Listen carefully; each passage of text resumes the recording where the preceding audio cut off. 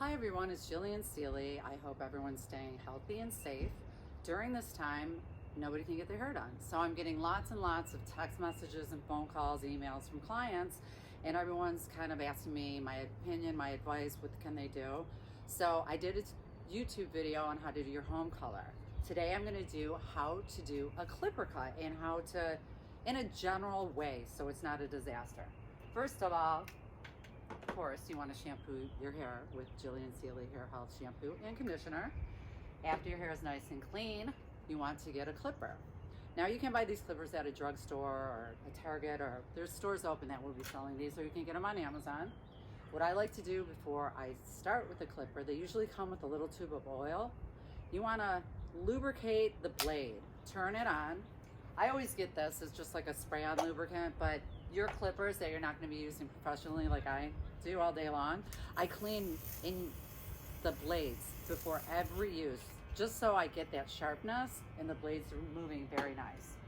So when you get the clippers, there's going to be numbers and there's going to be guards, and people are like, what are these numbers? Each number is how long your hair has outgrown. So number 1 clipper means you're outgrown a week. Number 2, 2 weeks. Number 3, 3 weeks, 4 weeks, 5 weeks, etc. Most haircuts you use clipper 1 through 4. Anything above that is pretty long, and I usually never use it. And because it's so popular for guys to have a fade, no guard means that you can make it bald. When your clipper has a little trigger, it goes up half, so that's like a half a week of new growth. This set does not have that.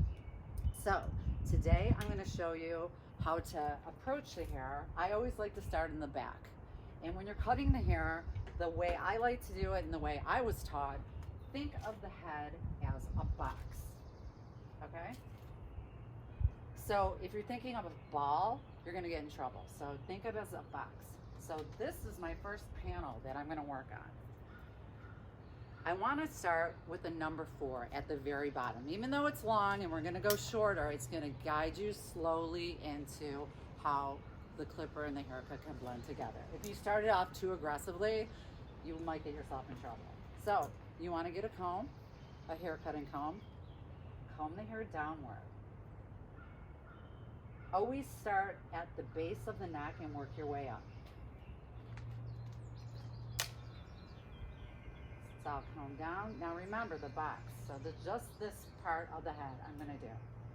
And then I go to the side and I'll start there. But so right now we're just going to do that.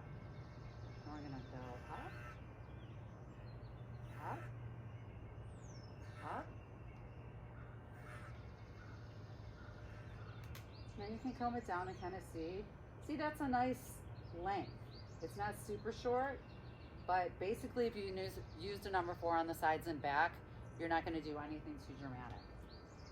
Now the box goes this way. Starting at the nape of the neck for a natural hairline, you want to gently press the guard on the scalp. Now around the ear is always a trickier part. So you can ask your client, my lovely client, can you hold your ear? That way I can get right into this tricky area. Up. Up. Gently, you don't have to go in aggressively either. And it's pretty fun.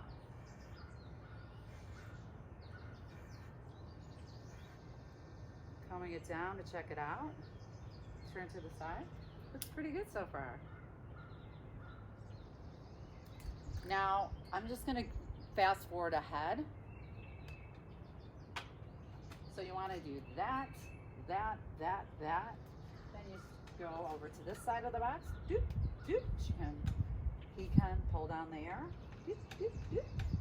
There you go. That's nice and clean. So now we have to do the grooming part. No guard. Or you could get edgers. Comb it. You want to have a nice line. You don't want it to look fuzzy. And because this is so straight, it's kind of like a ruler. You don't want to go too deep into the neck, then it's not gonna look good. So just kind of go natural. See how much nicer that looks? Nice and clean. We'll do this side.